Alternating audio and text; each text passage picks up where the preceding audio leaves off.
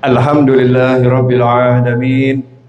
Allahumma salli wa sallim ala Sayyidina Muhammadin miftahi babi rahmatillah adada ma fi ilmillah, salatan wa salaman daimaini bidawami mulkillah wa ala alihi wa sahbihi. Allahumma salli ala Sayyidina Muhammadin salatan taftahu biha lana futuhal arifin wa tufaqqihuna biha fid din wa ala alihi wa sahbihi. Assalamu alaikum warahmatullahi wabarakatuh.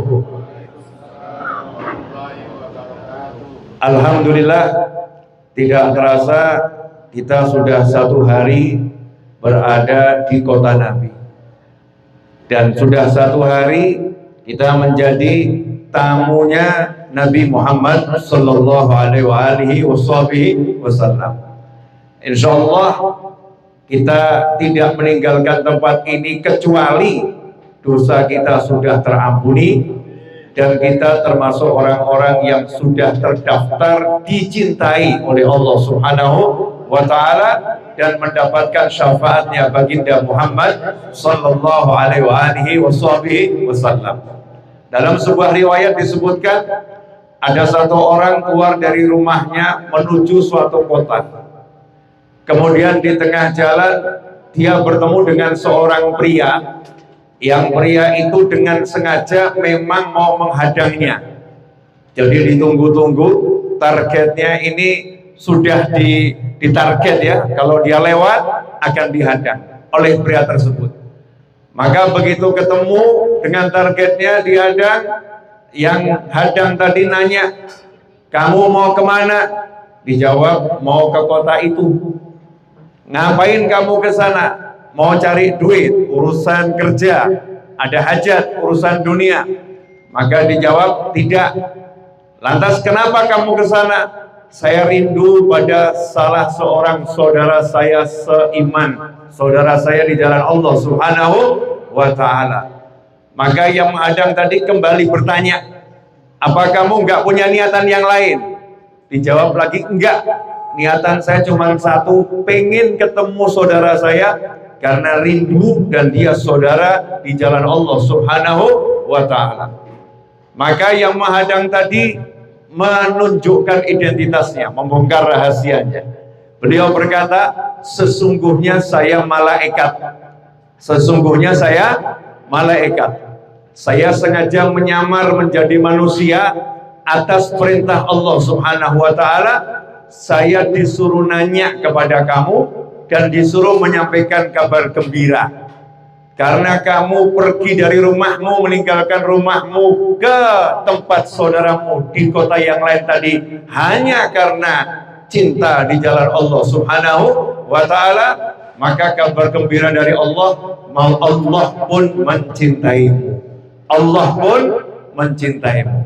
Dari hadis yang singkat ini, kisah yang singkat yang disebutkan dan diceritakan langsung oleh baginda Muhammad sallallahu alaihi wasallam, terdapat banyak pelajaran. Pelajaran yang pertama, malaikat itu bisa menyamar jadi manusia. Ya, malaikat bisa menyamar jadi manusia. Dan malaikat kalau menyamar jadi manusia gak pernah jadi wanita, selalu laki-laki. Makanya kalau ada perempuan ngaku malaikat pasti palsu. Ya, jangan pernah percaya kalau ada perempuan ngaku malah malaikat, karena malaikat gak pernah nyamar jadi perempuan. Malaikat kalau nyamar selalu jadi laki-laki. Kemudian yang kedua, Allah Subhanahu wa ta'ala suka memamerkan wali-walinya. Allah suka memamerkan orang-orang yang dicintainya. Karena itu Allah perintahkan malaikat tadi untuk menghadang dan menanyakan kepadanya. Kenapa? Karena ada wali-wali Allah yang bahkan malaikat gak ngerti kalau dia wali. Ada wali-wali Allah yang karena begitu tinggi makamnya disembunyikan oleh Allah Subhanahu wa ta'ala sampai malaikat gak paham kalau ini wali. Malaikatnya saja gak paham, apalagi manusia.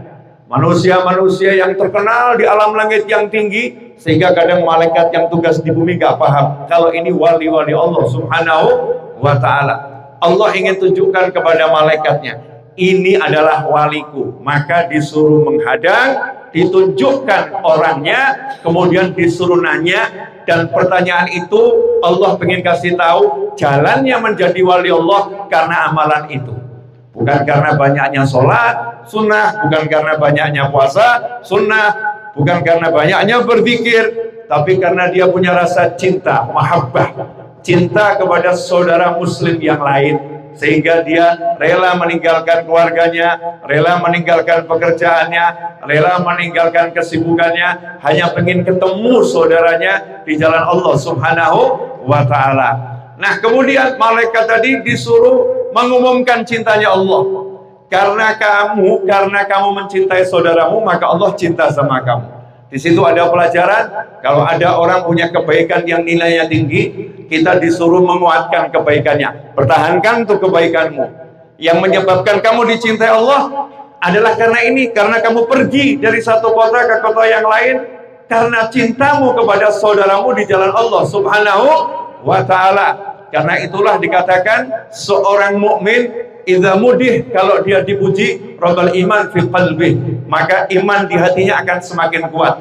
Karena itulah kalau kita lihat ada saudara kita sedekah bagus, kita katakan lanjutkan, bagus, pertahankan. Jangan justru kita berkata mau pamer ya, mau riya ya, kamu mau cari bla bla, naudzubillah min dzalik. Kalau lihat anak kita berprestasi, dia sholatnya, zikirnya, wiridnya, atau amalannya yang bagus, kita katakan pada anak kita, bagus, ayah suka, ibu suka, lanjutkan. Karena mungkin orang yang berbuat baik gak ngerti kalau kebaikannya itu bernilai tinggi. Mungkin dia gak tahu kalau kebaikannya bernilai luar biasa untuk orang lain. Ikhwani rahimakumullah. Kemudian pelajaran yang lain dari hadis ini adalah kalau mengunjungi mukmin biasa di zaman sebelum Nabi Muhammad SAW. Cerita ini Rasul sampaikan zaman dahulu, sebelum zamannya Nabi Muhammad SAW. Mengunjungi mukmin biasa di zaman sebelum Nabi Muhammad SAW, karena cinta bisa mengangkat derajat orang setinggi itu, langsung dapat cintanya Allah Subhanahu wa ta'ala. Lantas bagaimana orang yang mengunjungi muslim umat Nabi Muhammad SAW? Punya saudara muslim umatnya Rasulullah di satu kota dikunjungi, makanya kita diajarkan untuk saling mencintai satu dengan yang lain. Mungkin kamar 10092 cinta dengan kamar 40883. Nah, berkunjung nih dari 92 ke 83 karena cinta di jalan Allah Ta'ala, maka pahalanya mengalahkan tahajud saya atau zikir saya, wirid saya. Kenapa? Saya berkunjung ke sana karena cinta kepada Allah Subhanahu wa ta'ala. Misalnya tadi Syekh Abdullah tadi Al-Maduri, Madura, Pontianak, ya, yang lahir di Makkah. Ini ayahnya Al-Hafidh, ayahnya hafal Al-Quran dan guru Masjidil Haram, mengajarkan orang-orang untuk menghafalkan Al-Quran, yang sekarang lagi mengambil program S2, mungkin ambil S2 di Sudan, ayahnya. Ini Abdullah, walaupun wajahnya nggak jelas itu ya, tapi itu hafal Al-Quran itu. Ya, itu hafal Al-Quran. Jangan lihat orang dari covernya, kadang-kadang pakai celana jeans, pakai kaos biasa, pakai topi dibalik, tapi ternyata dia hafal Al-Quran. Kalau udah jadi imam, baru kelihatan imam Masjid Nabawi atau Masjidil Haram, suaranya merdu. Sementara kalau suara saya lebih baik jadi makmum, bukan jadi imam.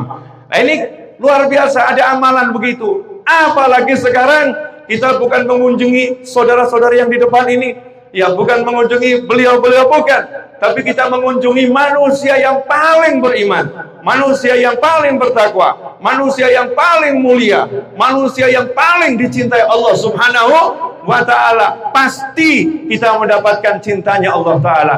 Karena itu termasuk zu'dhan, termasuk prasangka buruk, termasuk dosa yang sangat besar kalau kita melihat orang yang berada di Masjid Nabawi, melihat orang yang melangkahkan kaki ke Masjid Nabawi, kemudian ada di hati kita perasaan ini orang gak baik, ini orang gak benar. Na'udzubillah min dzalik, ikhwani rahimakumullah. Inilah prasangka yang terburuk di kota yang sangat suci. Prasangka yang terburuk di tamu-tamu Nabi Muhammad sallallahu alaihi wasallam. Kita harus meyakini semua yang diizinkan oleh Allah Ta'ala sampai di Madinah Al-Munawwarah, bergerak ziarah pada Nabi Muhammad SAW, bergerak untuk ibadah, di Masjid Nabawi, semuanya adalah manusia-manusia yang mulia, yang diampuni oleh Allah Ta'ala dan mendapatkan cintanya Allah Subhanahu wa Ta'ala. Jangan sampai ada prasangka buruk dalam hati kita. Karena itulah Imam Ghazali, seperti yang pernah saya sampaikan di kesempatan sebelumnya, rahimahullah, mengatakan termasuk minal kabair, salah satu dosa besar adalah seseorang yang bisa wukuf di Arafah, di hari Arafah nanti. Dan semoga Allah sampaikan kita sampai tuntas ibadah hajinya, wukufnya, semua ibadah haji kita sempurna, pulang ke tanah air juga selamat, sempurna, sehat walafiat, zahiran wa batinan.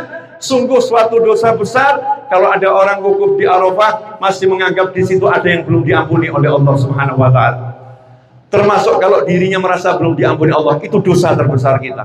Gak boleh kita prasangka buruk pada diri kita sendiri, dan tidak boleh prasangka buruk kepada orang lain. Di Madinah, di Makkah, kita gak boleh punya prasangka buruk. Jangan mengatakan dulu saya di Indonesia, dulu masa muda saya banyak maksiat, nanti saya di sini akan dibalas. Enggak, kalau udah sampai di sini dibalas pasti dengan kebaikan. Selama ini Allah menutup aib kita, maka Allah akan ampuni dosa kita.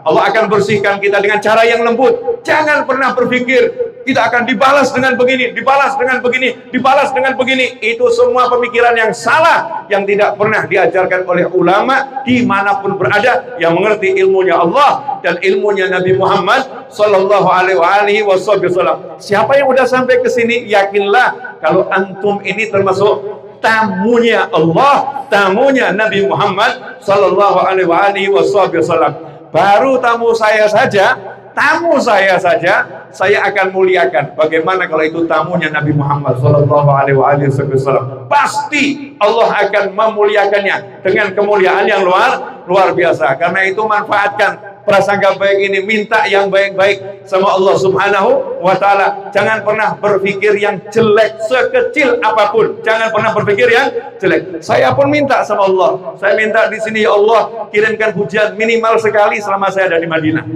Walaupun lihat udaranya panas ya, Masya Allah. Kalau kaki kena lantai itu sepertinya terbakar. Kalau langsung kena sinar matahari. Tapi jangan takut minta sama Allah. Perkara dikasih nggak dikasih bukan urusan kita. Urusan kita minta manja-manja dengan Allah Subhanahu wa Ta'ala. Tapi hujan yang menyejukkan, hujan yang menenteramkan, hujan yang bawa kebaikan, hujan yang menghibur, bukan hujan yang menimbulkan keburukan, bukan hujan yang akhirnya menimbulkan petaka. Na'udzubillah min dzalik. Saya nggak akan ngomong panjang-panjang, tapi sebetulnya saya belum berbicara. Ini baru mukaddimah. Ya, baru mukaddimah. Di samping saya nanti masih ada beliau nih. Nah, beliau yang akan melanjutkan.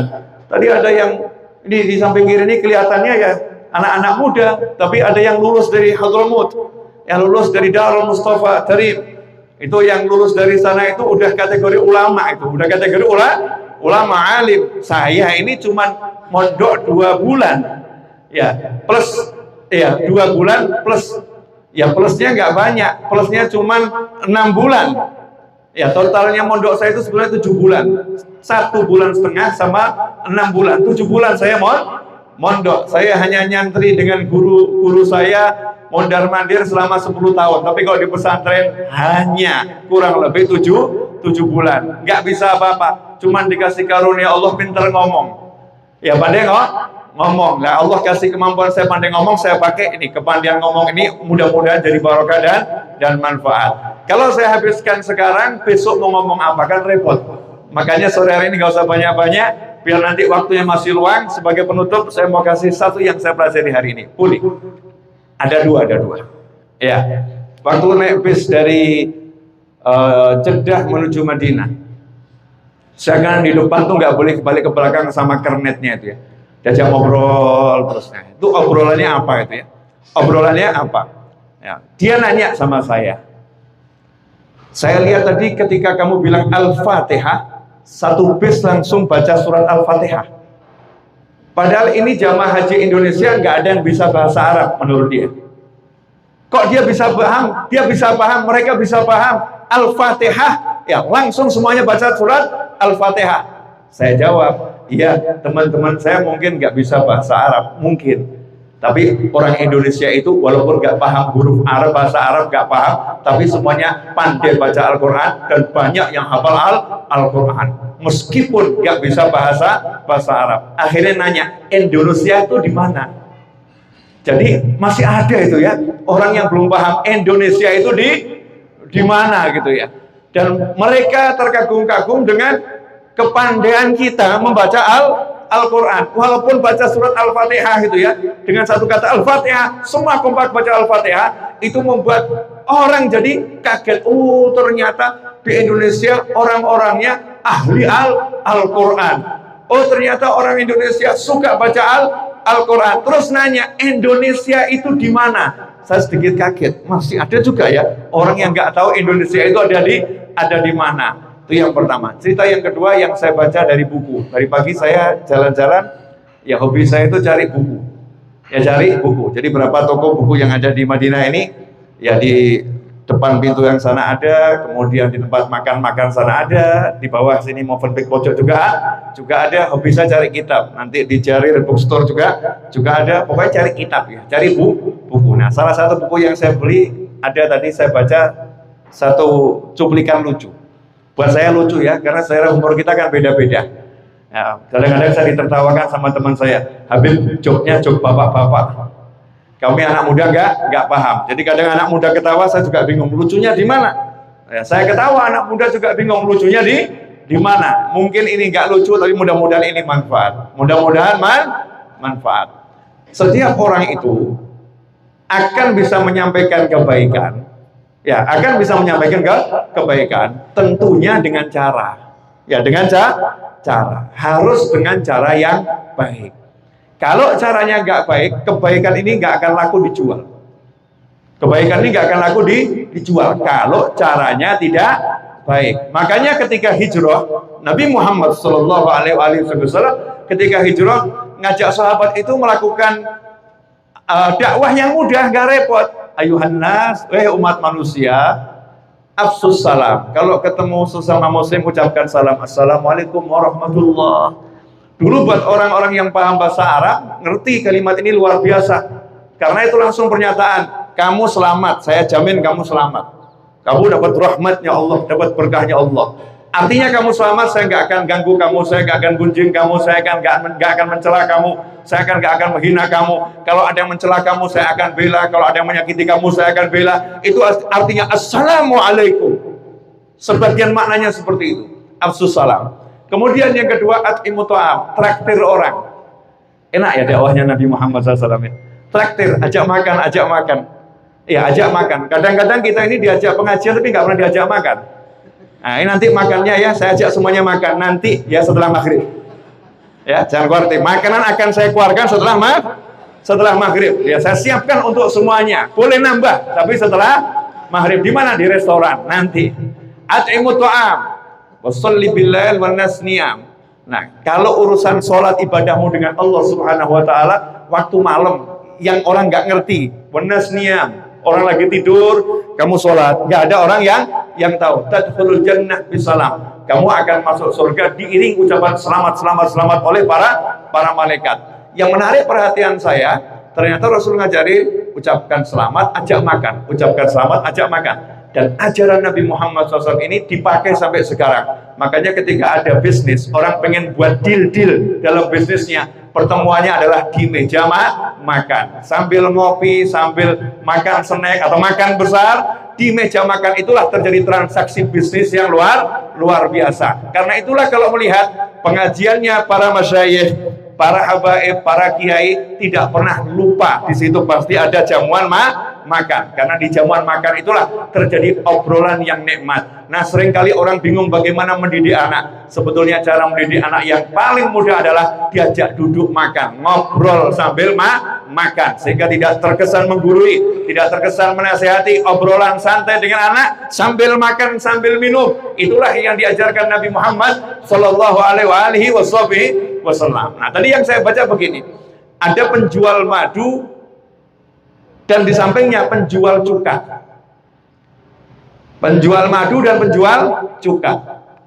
Penjual madu ini barangnya nggak laku, padahal madunya bagus, ya harganya juga nggak mahal, nggak laku.